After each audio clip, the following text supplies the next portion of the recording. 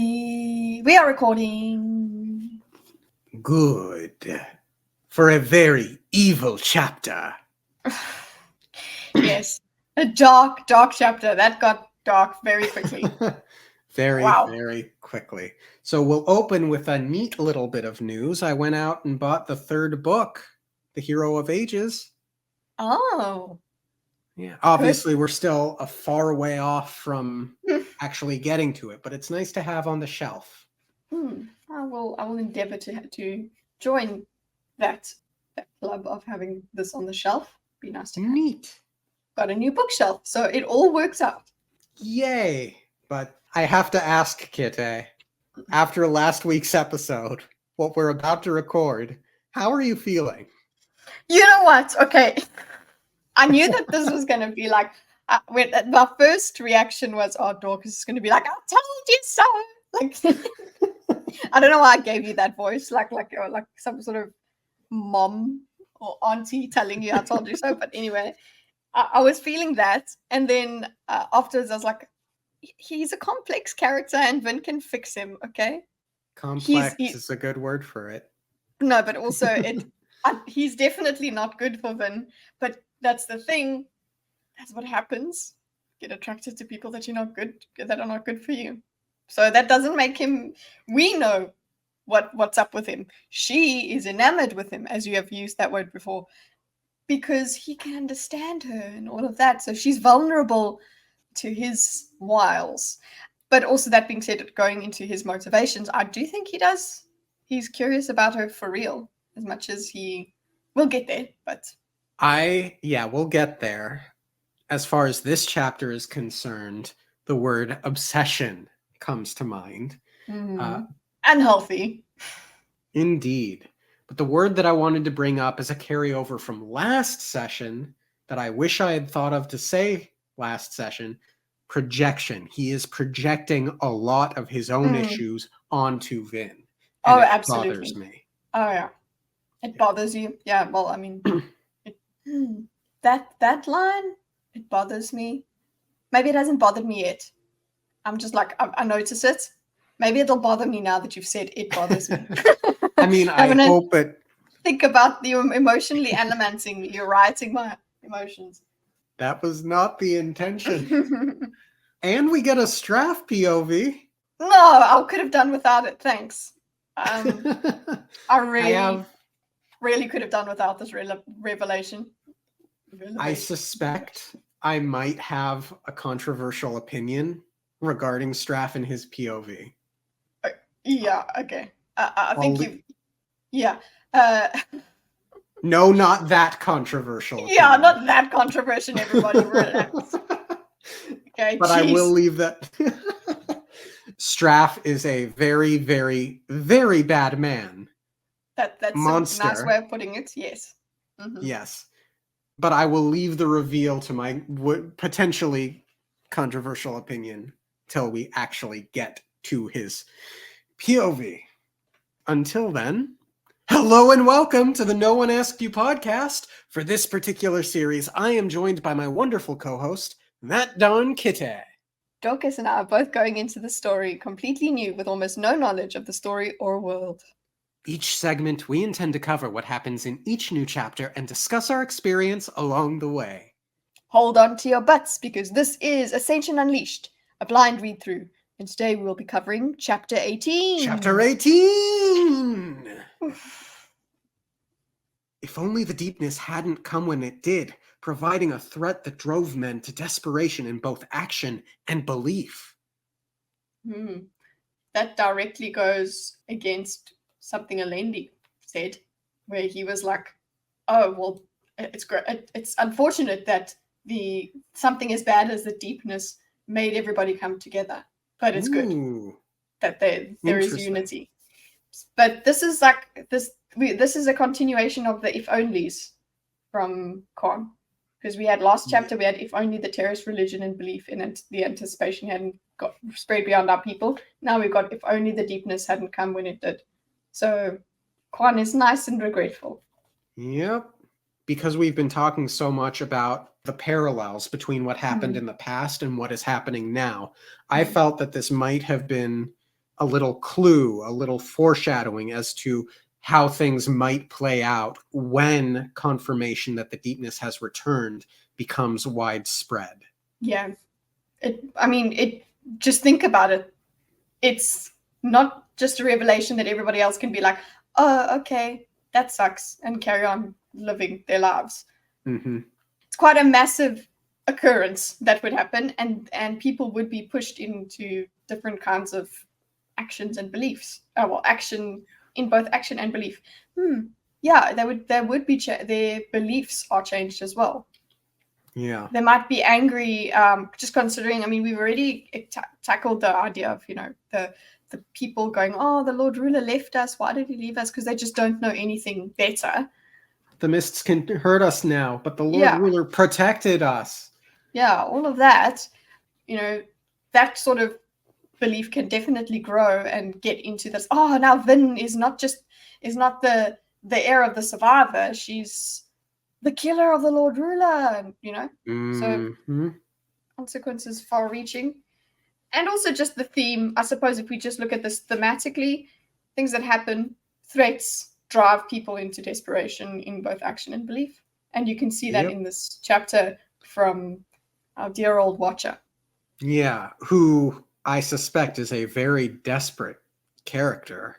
Yeah. Sympathies to him, and only him, for now. Yeah, like for a little, but I'm feeling like he's gonna kick a dog or something at some point. So This chapter had me thinking of that meme and how I've been talking about Elend up until this point. With Thanos, perhaps I judged you too harshly. You're like, you know what, Elend's great. Elend's great. He's good for you. We see here what Dark Elend looks like. This is effectively evil Elend. Yeah? Yeah. Dark, snapped, evil Elend. Bizarro Elend. Bizarro Elend.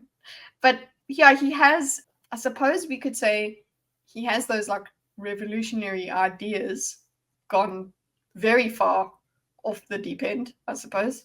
He has no clue what he would do if he got into power. None whatsoever. He just wants to be there. Mm-hmm. We'll get to it, but dog chasing his tail. Wouldn't know what to do when he catches it. He does, and he does acknowledge he's insane. So there's that. But this is fun. It was a fun. Anyway, let's continue and see what Zane's up to. Kill him, God whispered. Zane hung quietly in the mists, looking through Elend Venture's open balcony doors. The mists swirled around him, obscuring him from the king's view. You should kill him, God said again. So, we got God. God whispers to him. Whispers? Did you make that connection? Mm-hmm, yes, I did. I was like, oh, Vin had whispers too. But Vin has nice whispers. She has nice whispers, yeah. I'm just or at least she does now. She had bad whispers beforehand. And she characterized them as Reen. Then Alendi had nice whispers at the very end. Yeah. There is something here. What is this voice? Is it of his mind or is it something else? I think it's something else. Put it in the prediction log. It is something else. No, I'm not. Wait. God is something else. God. Could it be a blend of them that his mind goes on as like, because I'm trying to think of how it works in Vin's mind, that it interacts with his mind. So what am I trying to say? But either way, is something else. He converses with it in a way that Vin did not. It's quite interesting. Well, we'll get in. It's quite interesting how he deals with it. Like, does he converse? He ignores it a lot. He hears it, and then goes, "Cool, okay, cool." I think he converses with it at one point briefly. He does argue with it, I think. Yeah. You should kill him, God said again. In a way, Zane hated Elend, though he had never met the man before today. Elend was everything that Zane should have been. Favored, privileged, pampered.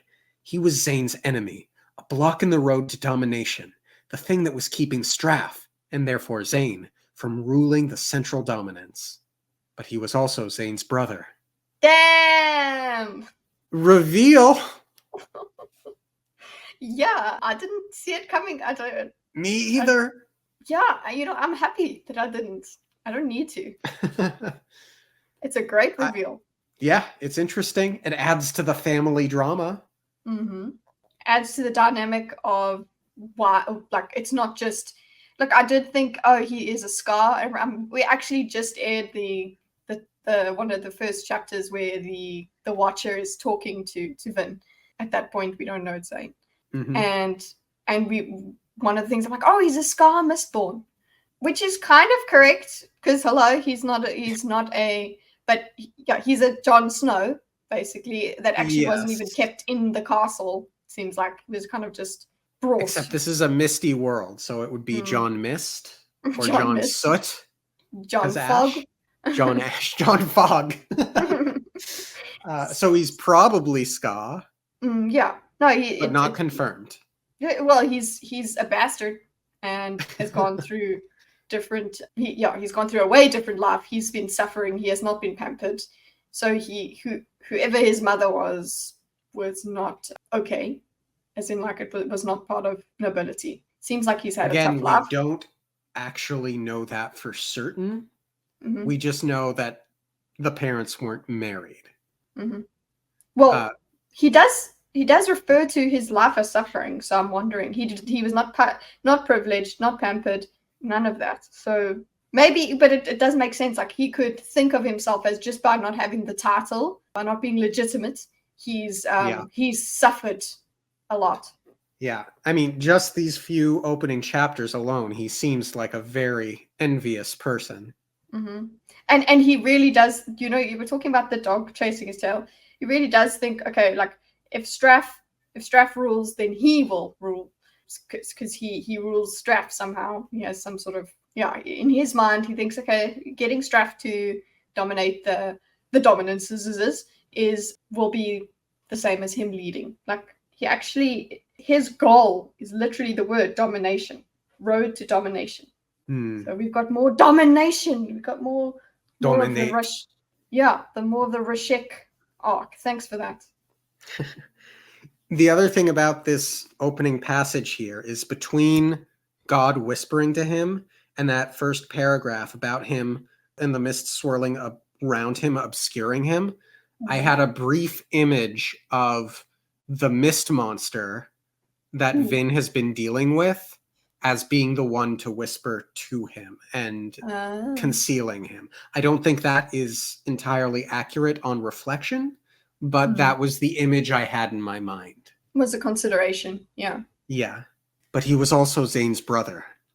Zane let himself drop through the mists, falling silently to the ground outside Keep Venture. He pulled his anchors up into his hand, 3 small bars he had been pushing on to hold himself in place. Vin would be returning soon, and he didn't want to be near the keep when she did. She had a strange ability to know where he was. Her senses were far more keen than any Allomancer he had ever known or fought. Of course, she had been trained by the survivor himself. So this is confirmation that Zane does not know she has the ability to pierce copper clouds, yeah? Yeah. Cool. Yeah, he's. I'm happy with that. Any advantage that Vin can have, but he does know that she's freakishly good at finding him. Yes, but he just chalks it up to the survivor. Yeah, it's just he just makes all these assumptions. It's fun to watch. I would have liked to have known him.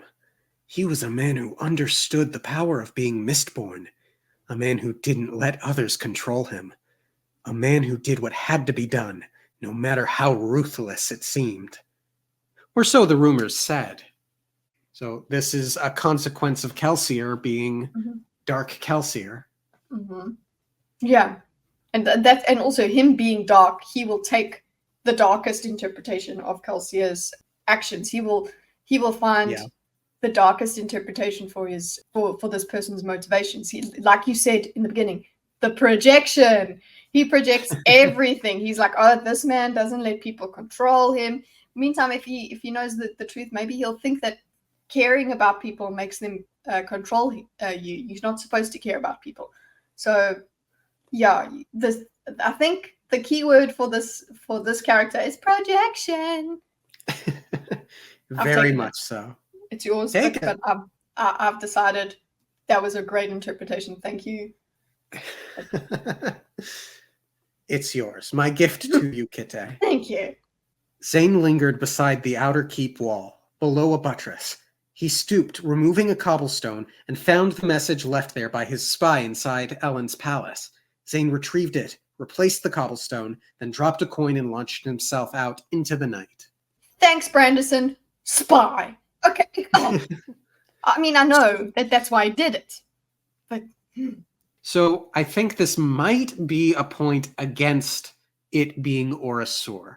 Yes, it helps because I don't think he can write. I don't think he can write with pause, and I'm skeptical with pause he'd be able to pull out a cobblestone and then place the note and replace it, at least without some degree of trouble. And we know that he can manipulate his body a little bit, but I don't know to such a degree that it would be prehensile. Yeah, that you can just animate yourself into a weird position that you suddenly your claws are fingers, all of that. Yeah. I don't know. Look, if that does happen, it is lore accurate, I suppose, according to what the but it just seems it would be difficult. So yeah, it is a point against Orasur. There is someone who can write in there who's giving him clues. Zane did not slink, nor did he creep, skulk, or cower. In fact, he didn't even like to hide. So he approached the Venture Army camp with a determined stride. It seemed to him that Mistborn spent too much of their existence hiding. True, anonymity offered some limited freedom, but his experience had been that it bound them more than it freed them. It let them be controlled, and it let society pretend that they didn't exist. I see the logic in it so far. Yeah, I see that. But it's the twisting of the way he sees the world. It's all about, okay, like we know that Kelsia and Vin, especially Vin, Alamancy being a Mistborn is freedom to her. The mists are freedom. And she's proud to have the Mistborn cloak, the mist cloak. She likes that she can go through society like anonymous. It's completely different to the way that he sees it. He has this kind of thirst for being known as well. Doesn't want to hide. He's like this thing. They pretend that they didn't exist. He's like, oh, that's horrible. I want to be known. So he's got this ambition. Yeah. Not nice, but okay. Zane strode toward a guard post where two soldiers sat beside a large fire. He shook his head. They were virtually useless, blinded by the firelight. Normal men feared the mists, and that made them less valuable. That wasn't arrogance, it was a simple fact. Allomancers were more useful and therefore more valuable than normal men. That was why Zane had tin eyes watching in the darkness as well. These regular soldiers were more a formality than anything else. Kill them, God commanded as Zane walked up to the guard post. Zane ignored the voice, though it was growing more and more difficult to do so. Halt! Who is that? Zane pushed the spear offhandedly, flipping up the tip. Who else would it be? He snapped, walking into the firelight. Lord Zane, the other soldier said. Summon the king, Zane said, passing the guard post. Tell him to meet me in the command tent. So the first time I read that, I was like, oh shit, what's wrong with Strath? Is he under control already? Yeah. Yeah. What state is he in? Yeah. Yeah, like, is he hypnotized? Is he just a figurehead to Zane? There was a lot of speculation that ran through my mind seeing that.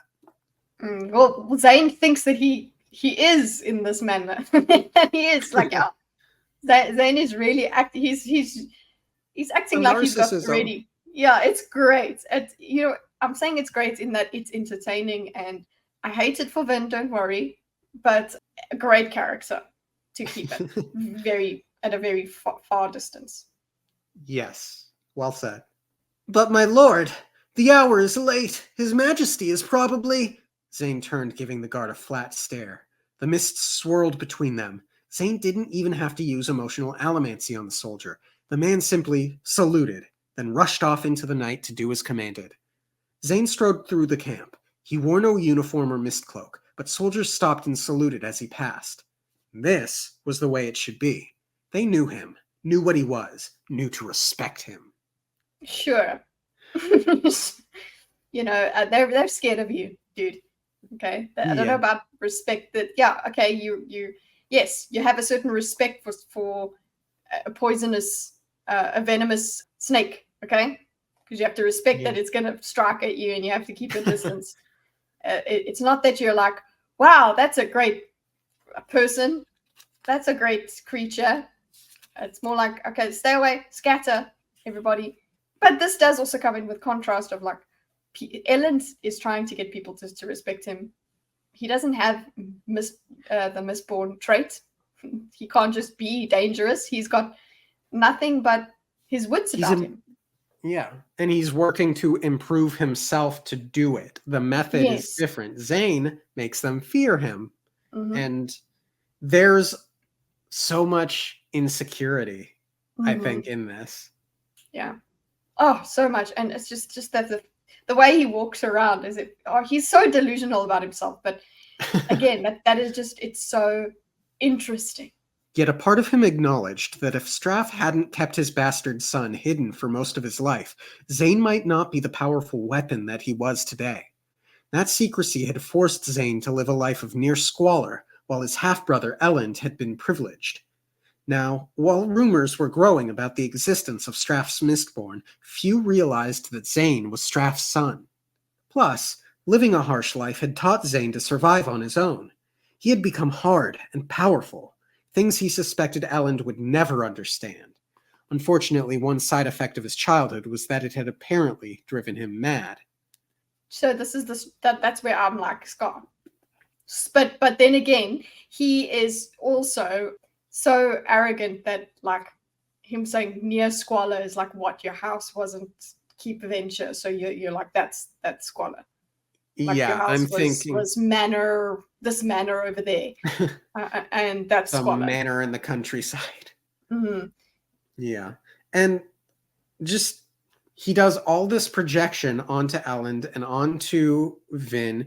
He doesn't know, likely as a consequence of his upbringing, just like Vin didn't know, that people can empathize and that people can be kind and that people can at least make an effort to understand. Mm-hmm. And also people are valuable beyond how dangerous they are. Yeah. Because he sees, Mistborn are more useful, therefore they are more valuable. That's it. Like, look, in a way, yes, of course, they've got more powers, whatever. But that doesn't make, say, look at Vin. She absolutely loves Elend, but he's not a Mistborn. He's not that useful. But she thinks he's the best man because she's she's not a good man. Yeah, because she's not in that thing of, oh well, how dangerous is everyone, and that's just every man for himself over here. That being said, I am thinking that also because I'm thinking Straff would have handled it differently if he was like more than, say, half Scar. I think he would have like allied with the house or something. I don't know. I think I feel like sure.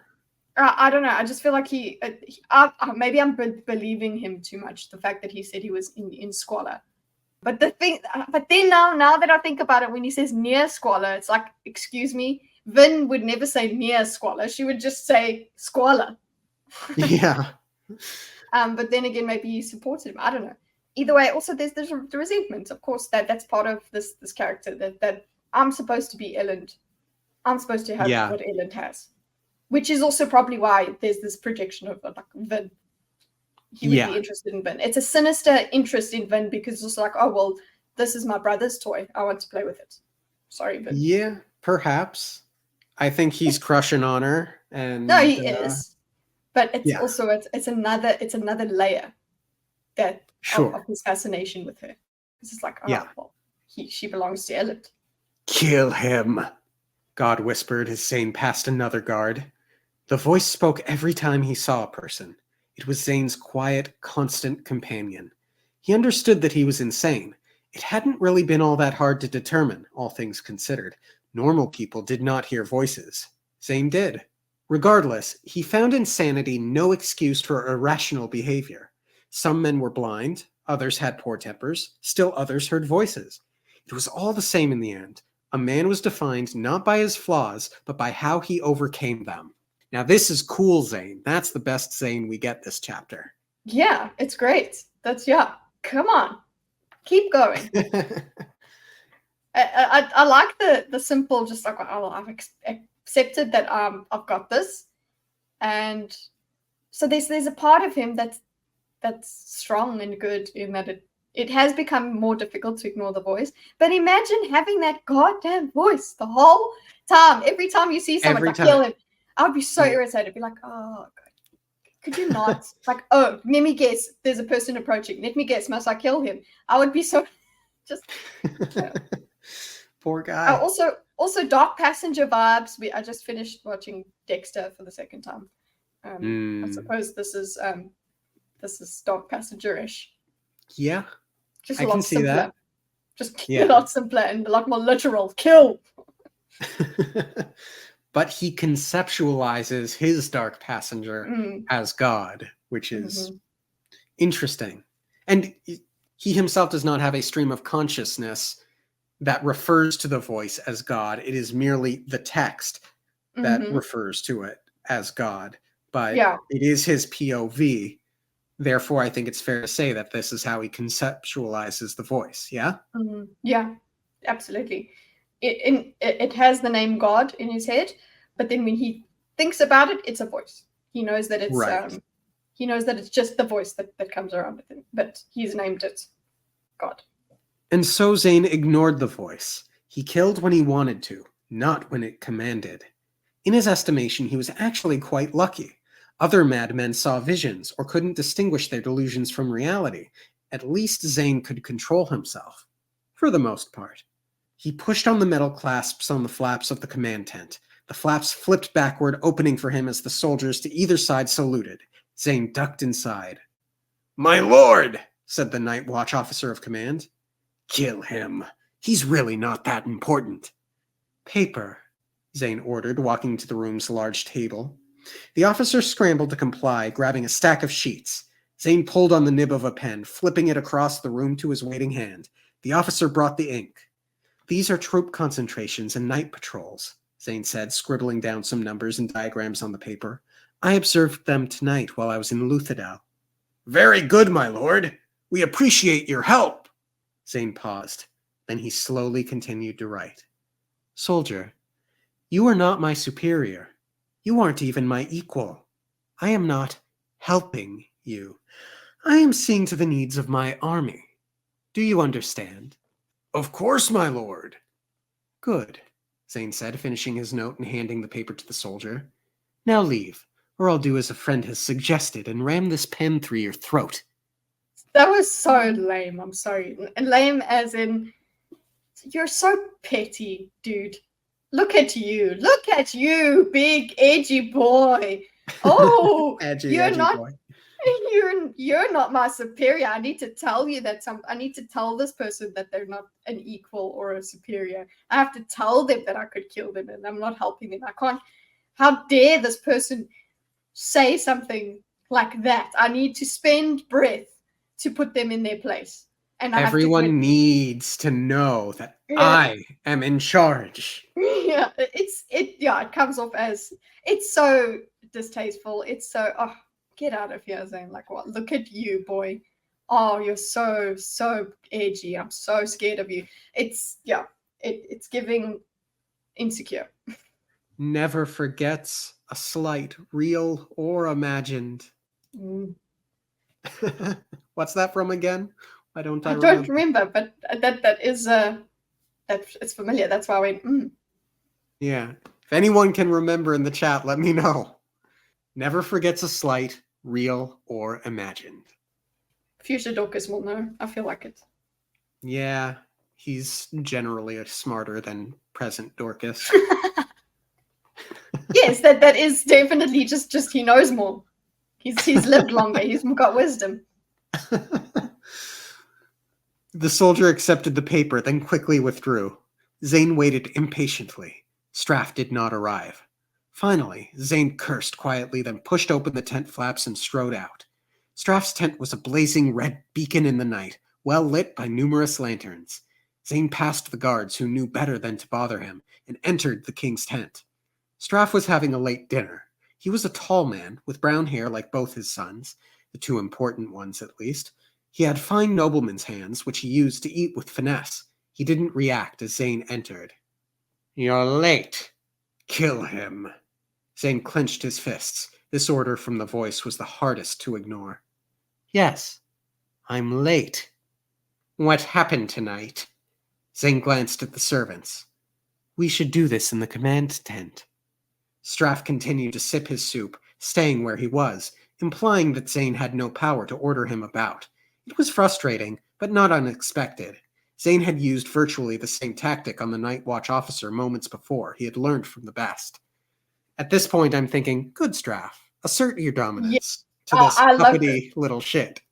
Yeah, he's a little shit. I love that he sat there he stood there waiting in the tent, like he's like, oh, he shall come to me, and then it's like, no, he's not coming. I loved that. I was like, yes, like, of course, don't like Straff, but I don't want Zane to have nothing stopping him. I want Straff to, the stronger Straff is, the better it is for everyone else. For Zane, you know what I'm saying? Zane is chaos and Straff is order. Yeah, so to speak. Mm-hmm. We need that. I don't want Straff to be more powerful than Elend. Agreed. Yeah, I do want. Neither are good. I just want him to put Zane in his place. That's all. And I'm just thinking, okay, so he said he used the same tactic on the guard virtually. Just wait, he didn't, right? He didn't. He thinks he did, but he didn't. Because thank you. I'm so glad that is not just me. I read that and I was like, wait, what? And I did not see it. He did not. He did not. He thinks he did because he had to take an action. Like I just said, you had to go and be petty and say words and attack a person and literally threaten them to show that you can't be commanded. That person didn't command him. That person said something and you asserted yourself unnecessarily. That's weakness, bro. Sorry, you think that, but he's like, oh, I've learned from the best. It's like, well, you didn't really take notes, did you? Really not working out. You don't do it subtly. You don't just push the right buttons. No. Zane, shame. Pathetic. Thank you. And I'm so glad I'm not crazy over that line because it was like, where is it? Where is it? Zane sighed, taking a seat. He rested his arms on the table, idly spinning a dinner knife as he watched his father eat. A servant approached to ask Zane if he wanted a meal, but he waved the man away. Kill Straff. You should be in his place. You're stronger than he is. You're more competent. But I'm not as sane, Zane thought. Well, do they have the Lord Ruler's atium or not? I'm not sure. Does the girl trust you? She's beginning to. I did see her use atium that once fighting Set's assassins. Straff nodded thoughtfully. He truly was competent. Because of him, the Northern dominance had avoided the chaos that prevailed in the rest of the Final Empire. Straff's ska remained under control, his noblemen quelled. True, he had been forced to execute a number of people to prove that he was in charge, but he did what needed to be done. That was one attribute in a man that Zane respected above all others, especially since he had trouble displaying it himself. So we have this, again, repeated note of doing what needs to be done, because he spoke about the survivor doing what needs to be done. And he's got this sort of self-criticism that he doesn't do what needs to be done. Does that mean he doesn't kill? Is that what is keeping him back? Is that what he means by not doing what needs to be done? Or is there some other happening that stuck with him? I think it's in reference to Straff's sheer brutality. And so he might have conscience. What do you mean? Because Straff has sheer brutality. Zane might have trouble doing these things because he gets actually Oh, he you said competence, no not. conscience. No, he has trouble. He might have trouble doing these things because he's all bluster. He's Oh, all, oh no, I'm tough. When actually, if when it comes to doing certain things, maybe he has. I guess I'm just hoping for him. Maybe yeah, that's. he has a moral problem. He can't do what needs to be done because he has horrible feelings about it. Like he can't kill Straff. Why? Is that because this was my father or whatever? It's very complicated. He's a complicated character. I'm interested in his motivations, but we have this note of what needs to be done. What needs to be done by Zane? That's my Yeah, question.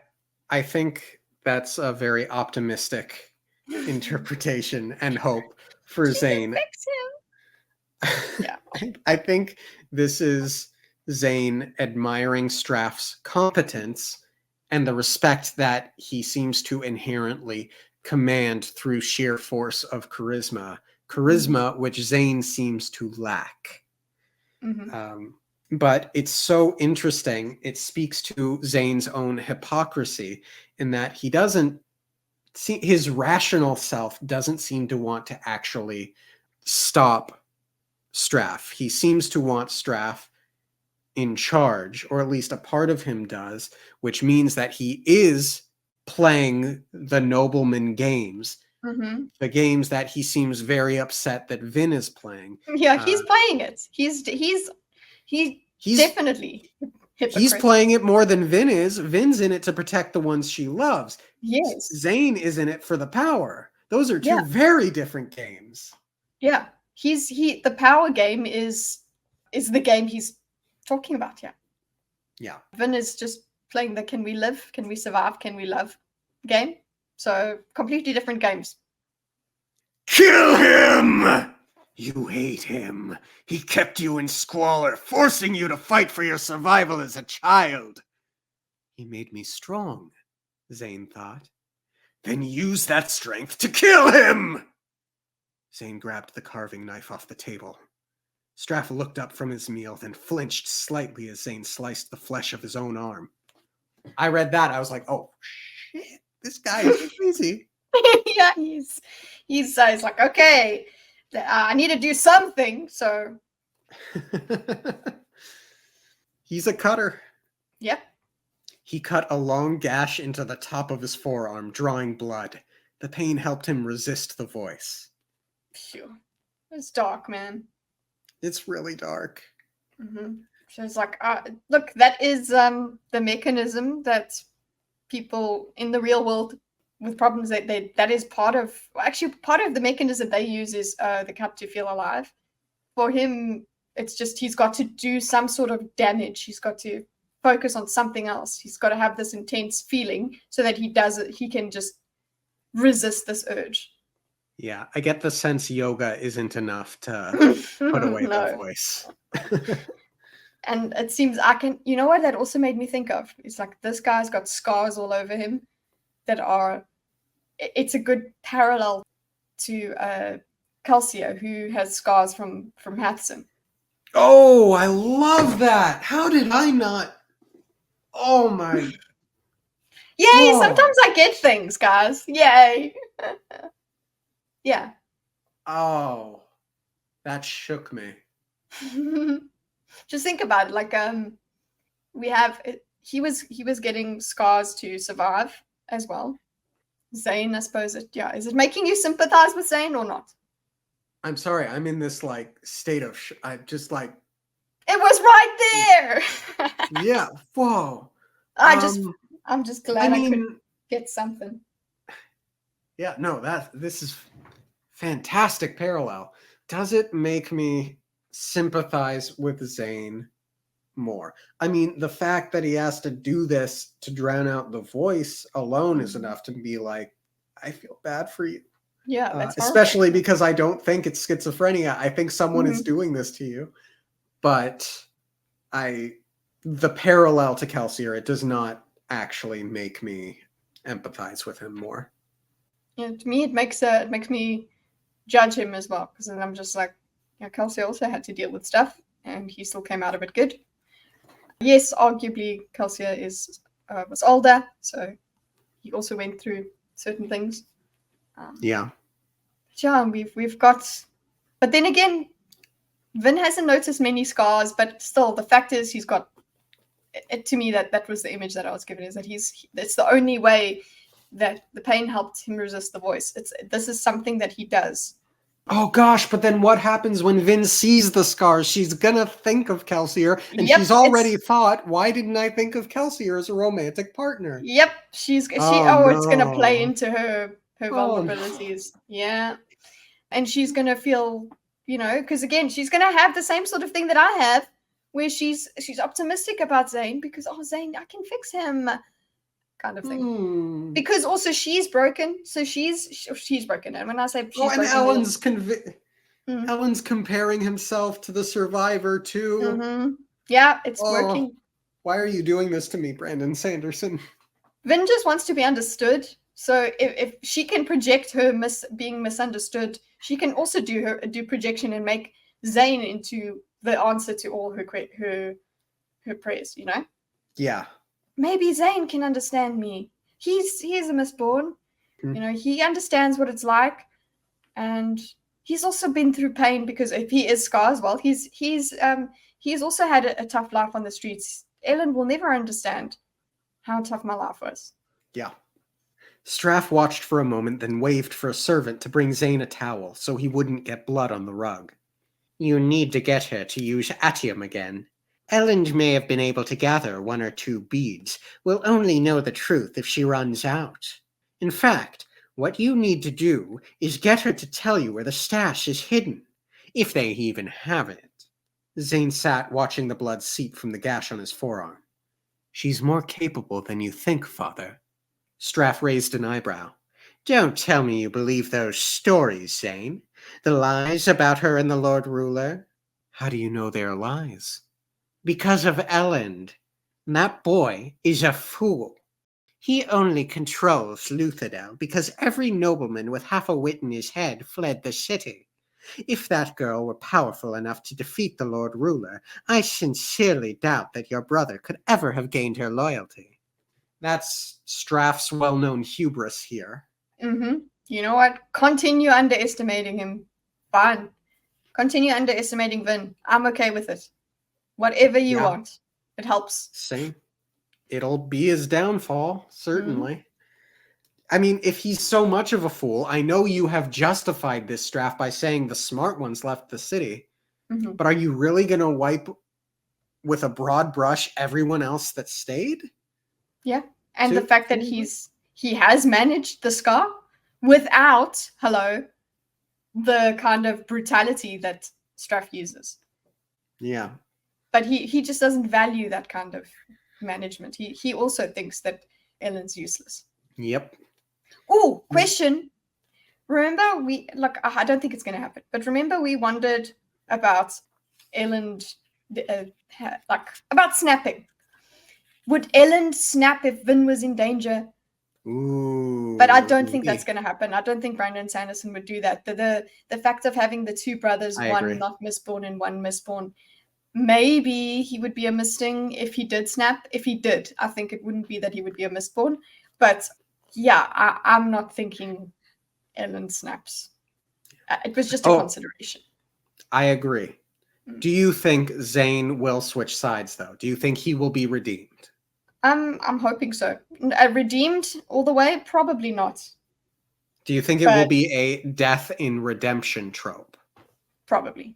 I mean, we did when we first experienced the Watcher. One of the things you did discuss was the trope of the guy that starts off as the enemy, then you defeat him, and then he comes back and is actually an ally, but like an anti-hero sort of ally. Yeah. That seems less likely than death. Redemption through death. I feel like that probably would happen. The death part. Interesting. Yeah, I do feel like he does have enough care for Vin, or curiosity for Vin, that his loyalties are a bit wishy-washy at the moment. He doesn't have loyalty, really. Right. It's only to himself.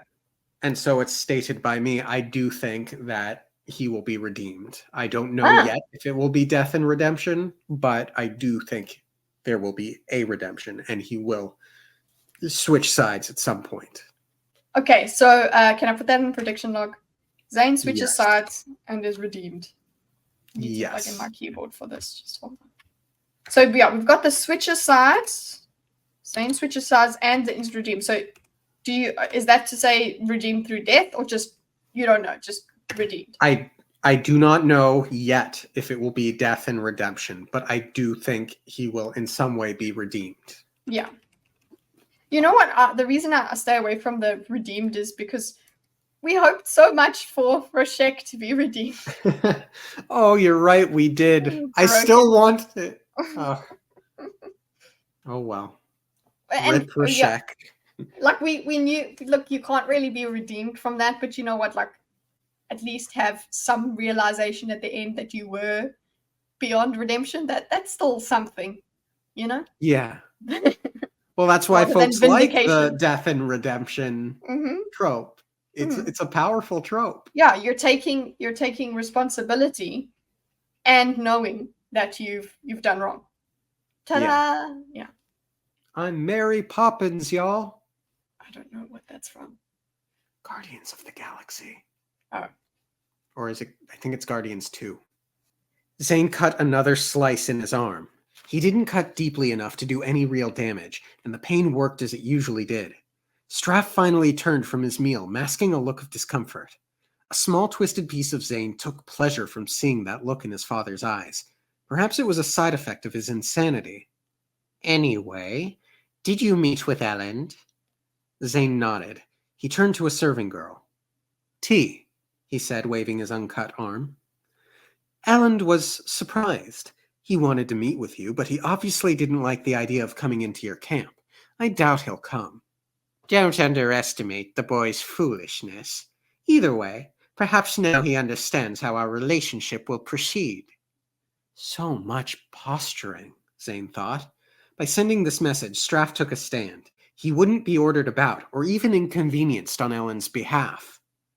Being forced into a siege inconvenienced you, though, Zane thought with a smile. What Straff would have liked to do was attack directly, taking the city without parley or negotiations. The arrival of the Second Army made that impossible. Attack now, and Straff would be defeated by Set. That meant waiting in the siege until Elend saw reason and joined with his father willingly. But waiting was something Straff disliked. Zane didn't mind as much. It would give him more time to spar with the girl. He smiled. As the tea arrived, Zane closed his eyes, then burned tin to enhance his senses. His wounds burst to life, minor pains becoming great, shocking him to wakefulness. There was a part of all this he wasn't telling Straff. She is coming to trust me. And there's something else about her. She's like me. Perhaps she could understand me. Perhaps she could save me. Well. This is that obsession. Yeah, it's obsession, but it's vulnerability as well. It's he's looking for something. He's looking for some sort of connection. Connection, some sort of understanding, and that's what Vin's looking for as well.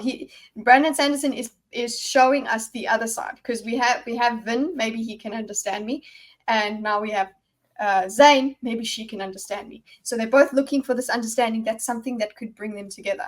Yep. That makes them enamored with each other. That makes them go into a whirlwind sort of romance or entanglement or something. So it bodes well for Zane that he's not just. I liked it that he's not just liking Vin because Straff made him. He's not just manipulating her.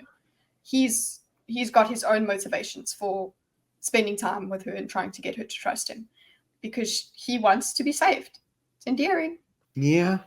But yes, it is obsession and projection, because it's like that is not healthy to expect your partner to be the thing that saves you.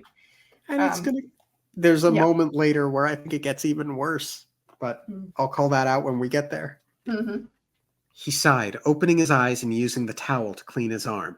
His insanity frightened him sometimes, but it seemed weaker around Vin. That was all he had to go on for the moment.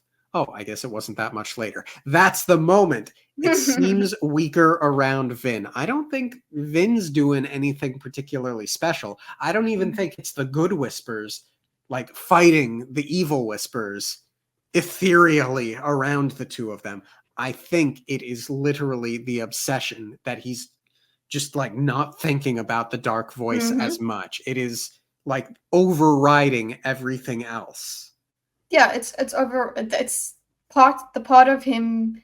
But I mean, we had the same sort of thing where Vin also had tiny parts of her that were curious about Calcia and how life could be, and that kind of blossomed by experiencing goodness, right?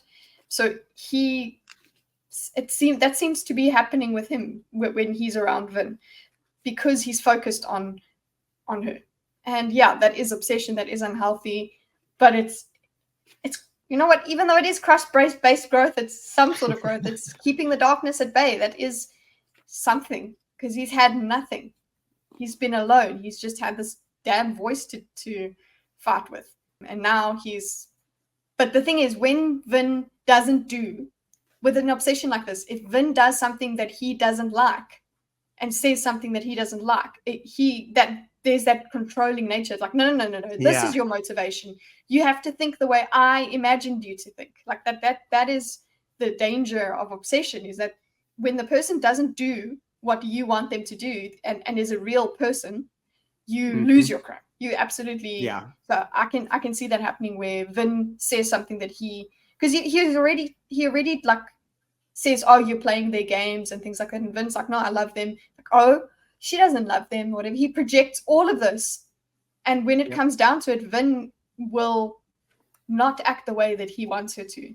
And that's going to be quite a conflict. Very much so. Oh, and of course, all of this practice ignoring the voice speaks to the willpower that we saw in the last chapter with him doing that coin balancing trick. Yes. Yeah. Which is very impressive.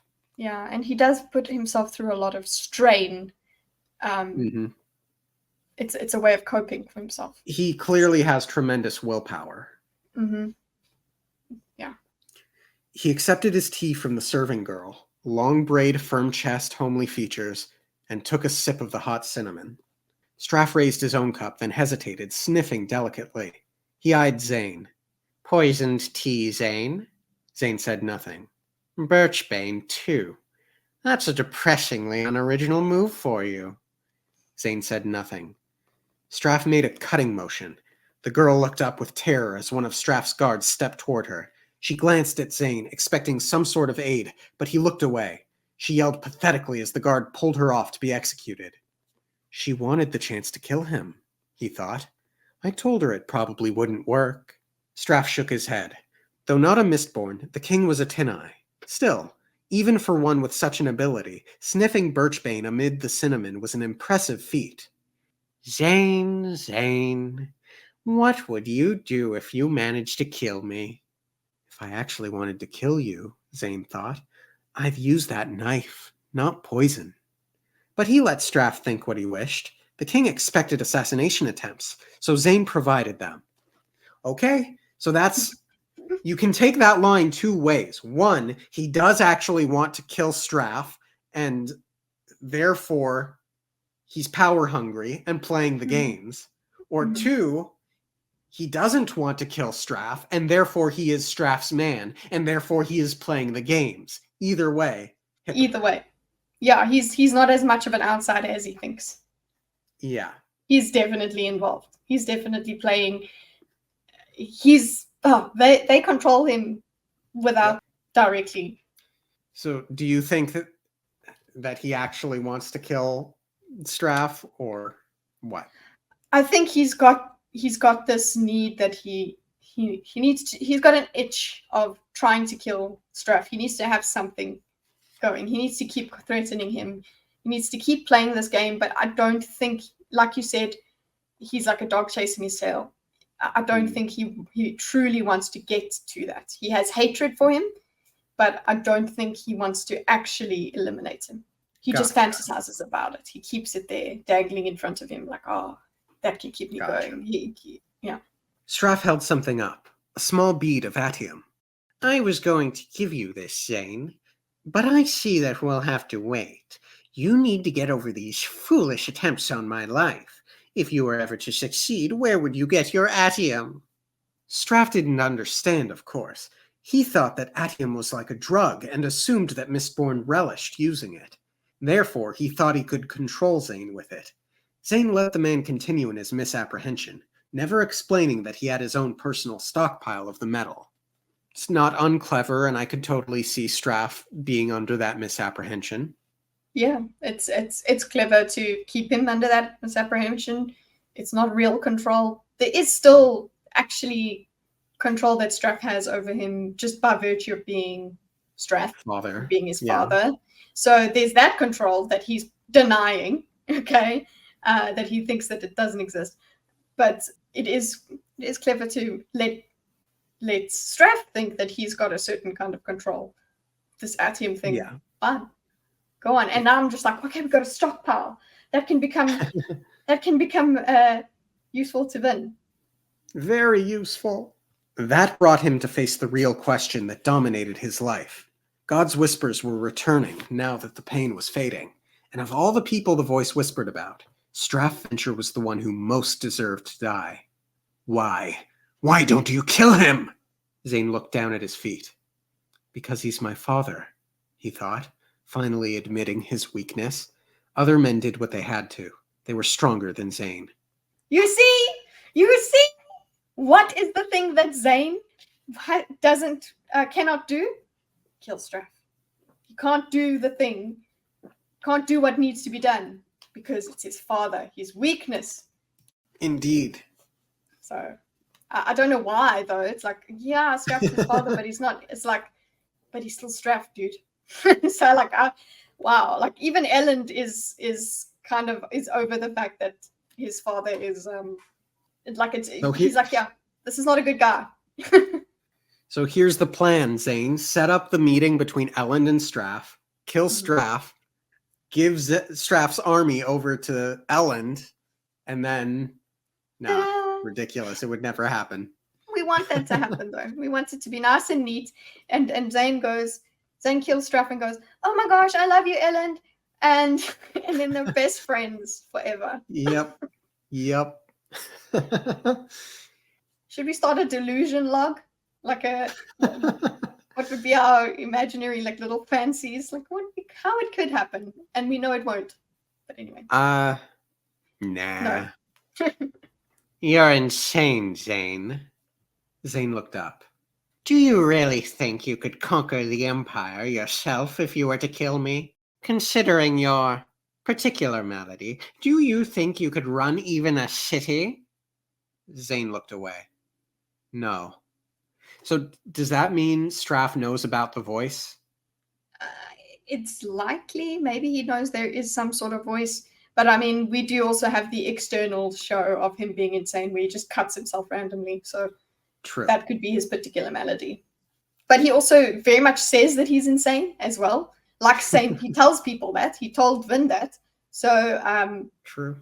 Yeah, he's the malady is of the mind and he tells people about it. I just don't know I still don't know. The jury's still out on whether Straff knows exactly the format of madness we have here. Indeed. You're insane, Zane. Do you really think you could conquer the Empire yourself if you were to kill me? Considering your particular malady, do you think you could run even a city? No. I'm glad we both understand that. You should attack. We can find the atium once we control Luthadel. Stupid Zane. What about Set's army? Whatever. Zane just what that could be a way that Straff dies though. Just if we go and do stuff. Zane, yeah, he'll run away. He's law unto himself. He's doesn't care about the whole army stuff. He feels like he's detached enough. He thinks he can just make off whatever.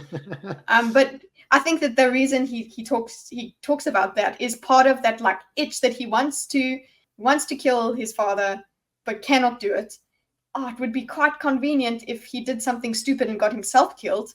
Then he's dead. And I didn't have to kill him, but he is dead. I want him dead. I just don't want to be the one to kill him. So there's all of those feelings wrapped in it.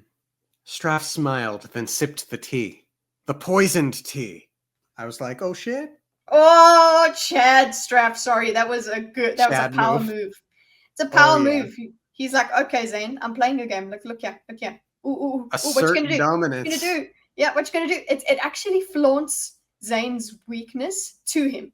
Yeah. Straff is pushing that button because he's like, look, I'm drinking the poison tea. I'm not going, first of all, that I'm drinking the poison tea, it's not going to work. But then also, look at me supposedly, look at me taking your punishment, and you can't take the next step. You can't stab me. You have to walk away from this. Like he knows that Zane is not going to kill him. And that, it's so good and so bad. Yeah. I hate them both. Yes. Despite himself, Zane started, sitting up straight. Don't presume to think you know what I'm planning, Zane. You don't understand half as much as you assume. Zane sat quietly, watching his father drink the last of the tea. What of your spy? Zane laid the note on the table. He's worried that they might suspect him. He has found no information about the Atium. Straff nodded, setting down the empty cup. You'll return to the city and continue to befriend the girl. Zane nodded slowly, then turned and left the tent. So, yes, they suspect that someone's a Kandra, but it's curious that the note says they suspect him. Does that mean they have a specific suspect? And the fact that it's him, I mean, we know Tensoon is the Venture Kandra, but I think it's Demure. Could be Demure. Yeah, it seems like it's Demure. And but I mean, and also just, but then again, would he say your spy if we're talking about the Kandra? Because he would he would say Tensoon or something. Why does he say your spy? Is it it's a spy that he planted? Maybe the Kandra is set. Interesting. But yeah, if the Kandra suspects, I think. Okay, so listen, we have really got a lot of points for Orosur it's not Orosur. We've got that. But okay, so now we've been diverted away from that because we're like, nah, he's not writing. But it is still possible that he could write. Okay, just makes a doggy hand, or I don't know. Yeah, I'm trying to think now. So we've got Orosur. We've said we were really convinced, like with a lot of that other stuff. We knew that Sanderson could be just dropping breadcrumbs and red herring, giving us a red herring of Orosur being the other Kandra. Yeah. But we also have breadcrumbs of Demure as well, being weird-ish, and it would make sense. But then again, I'm just trying to there might be a normal spy, as in a human. True. So, geez, that took a long time for me to get out. Sorry. And now we get Straff's POV. I wish we didn't, but let's go. Straff thought he could feel the birchbane already seeping through his veins, making him tremble. He forced himself to remain in control, waiting for a few moments. Once he was sure Zane was distant, he called for a guard. Bring me Amaranta! Quickly!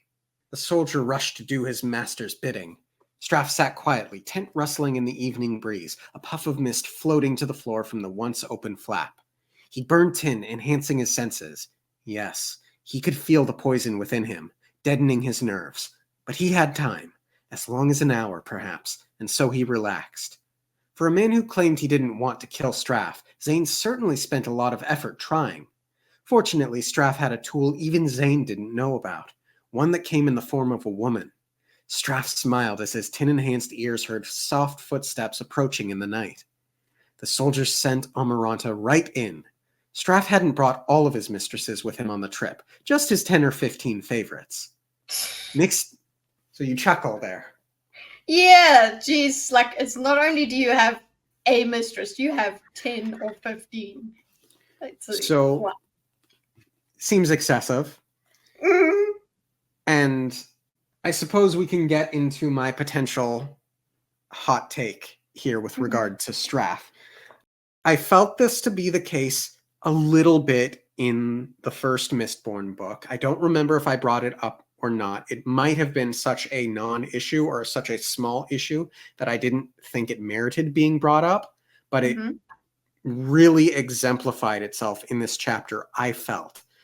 I wonder if Straff is a little bit too much of a mustache twirling caricature of a villain. Not to make light of like the very serious topics that Straff represents. I just wonder if he's a little too cartoonish. Are you saying what do you think? He isn't, he's just too bad. And that's a bit cringy. Yeah, for me to be able to really buy into him. I feel like I'm a little pulled out of the story. Okay, so yeah, because it's not that you don't believe he could be that bad in the story, in world. It's just that you're like, character design wise, not interested. It's too much. Could have gone a little subtler, Sanderson. Yeah, he was bad enough. Yeah. He was cruel enough. We didn't need him to be way over the top. Yeah. What do you think? I can see why you would say that, but for me, his villainy is complex enough for me to be interested in it. So it's not just, oh, well, I'm a baddie. There's all these different kinds of desires and things that he has. And you know what? Maybe the mechanics of how he is a villain is interesting enough for me. It doesn't take me out of the story, because just the way he is as a character, the way he'll drink the poison, and the way he speaks, the way he manipulates is it's fascinating to me. So it keeps me interested. He is very, very bad, but he's bad in so many different ways. It's not just, oh yeah, I'm gonna genocide people. It's like, it's actually, no, I'm bad in this way. I like it. So I'm not with you on the being taken out of the story, but I do understand that, yeah, it's mustache twirling. It's like, is there anything good about this guy? Right. All right. Interesting. And obviously we'll see how things proceed. I do, as horrible as it was to read this chapter, I do hope we get more Straff POVs. Yeah. Especially in the hopes that it will elaborate a bit more on this topic that I've brought up here. Yeah, I definitely don't what do you want? Like, as much as I'm saying, oh, I wish we didn't have this POV, it's like, no, it's actually quite an interesting thing. Engaging. When you compare him to, when you compare him to, say, what's her name's father? Vince? No, in Game of Thrones, I'm mistaken. Tywin. Oh, yeah. Tywin's also complex. But he wasn't so cartoonish, I think. Yeah, of course. I think he is way more masterfully done. Okay, definitely. But I'm just thinking, like, the most redeemable thing about Tywin was he loved his wife, I suppose. He was competent. He was badass. And I think it's that through sheer force of charisma and personality, he had competence. And obviously it all fell apart after he was gone, and through his poor parenting, he decimated his family. His line, yeah. But yeah, I feel like this is trying to be Tywin, but it's too much. It's just trying. It was bad enough. Yeah, it was bad enough. Look, I'm just wondering. That's all. I just wanted to see, like, was there something in Tywin that was redeeming for you? But it's just that actually it's just that it was bad enough. It was just the right amount of bad and enjoyable, like Daemon as well. Tywin was much more real, had much more depth, but Straff seems very shallow, just evil beyond evil beyond evil. So it's not so much that he needs a redeeming quality, but a little bit more subtlety, for me personally, I think is needed to me. Yeah, this is not feeling real because it's just too bad. For me, I'm like, it's because of the tone of the world. I can't have the same expectations of the story as I do Game of Thrones. It's a different writer, different characters. Yeah, I guess I understand what you mean by, ooh, it's a controversial take, but I don't think so. I think there must be fans that are also like, okay, Straff, you're just too much. I mean, in a previous premiere chapisode, we learned that Straff is one of the most hated characters in the Cosmere. Understandably, after this chapter, very much so. I do not like Straff, but yeah, I would be very curious to know if other people share my opinion regarding the cartoonish element at play. I think he's fascinating enough to be an anime an anime villain. So it's not a Disney villain. Definitely an anime villain. Yeah, it's an anime villain, not a Disney villain. The soldiers sent Amaranta right in. Straff hadn't brought all of his mistresses with him on the trip, just his 10 or 15 favorites. Mixed in with the ones he was currently betting were some women that he kept for their effectiveness rather than their beauty. Amaranta was a good example. She had been quite attractive a decade before, but now she was creeping up into her late 20s. Yep. Okay. Yep. So what's late 20s? 28, let's say?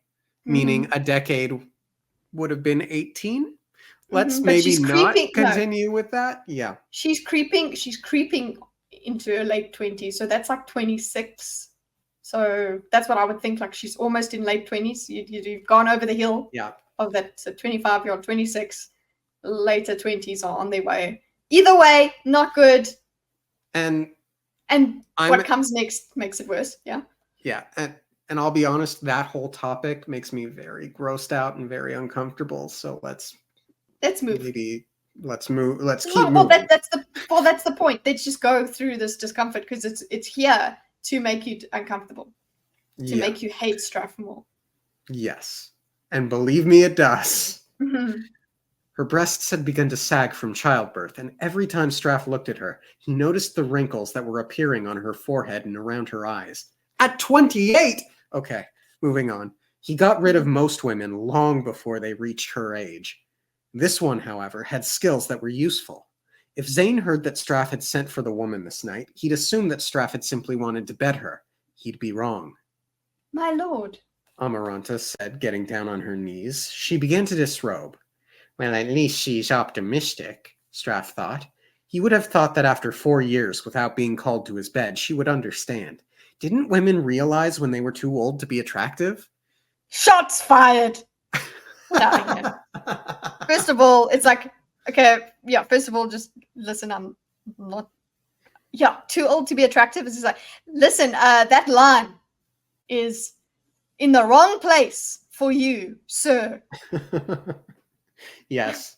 It's a great way to phrase your affliction. That you're attracted to women for only so. Anyway, let's go. Just get over it. Keep your clothing on, woman. Amaranta's face fell, and she laid her hands in her lap, leaving her dress half undone, one breast exposed, as if she were trying to tempt him with her aging nudity. I need your antidote. Quickly! Which one, my lord? She asked. She wasn't the only herbalist Straff kept. He learned scents and tastes from 4 different people. Amaranta was the best of them. Birchbane, and maybe something else. I'm not sure. Another general potion, then, my lord. Straff nodded curtly. Amaranta rose, walking to his poison cabinet. She lit the burner at the side, boiling a small pot of water, as she quickly mixed powders, herbs, and liquids. The concoction was her particular specialty, a mixture of all of the basic poisons, antidotes, remedies, and regents in her repertoire. Straff suspected that Zane had used the birchbane to cover something else. Whatever it was, Amaranta's concoction would deal with, or at least identify, it. Straff waited uncomfortably as Amaranta worked, still half naked. The concoction needed to be prepared freshly each time, but it was worth the wait. She eventually brought him a steaming mug. Straff gulped it, forcing down the harsh liquid despite its bitterness.